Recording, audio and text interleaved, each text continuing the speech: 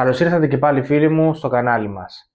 Ήρθε η ώρα για να κάνουμε το πλύσιμο των 2 μηνών από την ώρα που κάναμε την κεραμική προστασία στο μηχανάκι. Η κεραμική προστασία που έχω κάνει στο μηχανάκι είναι της Gyeon η cancoat evo. Σε περίπτωση που δεν έχετε δει το βίντεο και θέλετε και σας ενδιαφέρει, μπορείτε να τρέξετε στα προηγούμενα βίντεο. Εκεί υπάρχουν όλες οι οδηγίες για το πώς μπορείτε να κάνετε αυτή την κεραμική προστασία. Επίσης να αναφέρω ότι το μηχανάκι έχει ζήσει σε πραγματικές συνθήκες τους τελευταίους 2 μήνες. Τι σημαίνει όμως αυτό? Έχει φάει βροχή, έχει φάει ήλιο, έχει φάει σκόνη, έχει φάει χώμα, κίνηση. Το μηχανάκι δεν ήταν κλεισμένο σε ένα γκαράζ.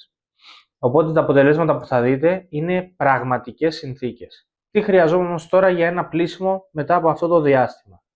Αρχικά πρέπει να κάνουμε ένα καλό πλύσιμο. Τι σημαίνει αυτό? Καλό καθαριστικό για ζάντα, καλό ενεργό αφρό, καλό σαπούνι. Το καθαριστικό για τη ζάντα και το λάστιχο που χρησιμοποιώ εγώ είναι της Mania Klein, το Wheel and Tire Cleaner. Είναι ένα πάρα πολύ καλό καθαριστικό, καθαρίζει πάρα πολύ καλά και έχει πάρα πολύ οικονομική αρέωση. Δηλαδή, η εταιρεία συστήνει περίπου 1/10. Εγώ συνήθως το αραιώνω 1/5, 1/6 για να έχει και λίγο έξτρα καθαριστική δύναμη. Να μην με ταλαιπωρεί πολλή ώρα. Συνέχεια πάμε στον ενεργό αφρό. Ο ενεργός αφρός που χρησιμοποιώ εγώ είναι της Gyeon, ο Auto Foam. Ο ενεργός αυτός είναι πάρα πολύ καλός, καθαρίζει πάρα πολύ καλά, σαν πρόπληση πάντα μιλάμε, και το καλό του είναι ότι είναι pH 9,5, δηλαδή δεν είναι πολύ ψηλά στην κλίμακα pH, με αποτέλεσμα να μην κάνει και ζημιά στην κεραμική προστασία. Όλες οι κεραμικές προστασίες έχουν ένα φάσμα στο οποίο αντέχουν. Όσο είμαστε στα άκρα αυτού του φάσματος, τόσο πιο επώδυνα είναι αυτά τα σαπούνια για την κεραμική προστασία. Στη συνέχεια θέλουμε ένα καλό σαπούνι. Το σαπούνι που χρησιμοποιώ εγώ είναι της Carpro, το Reset.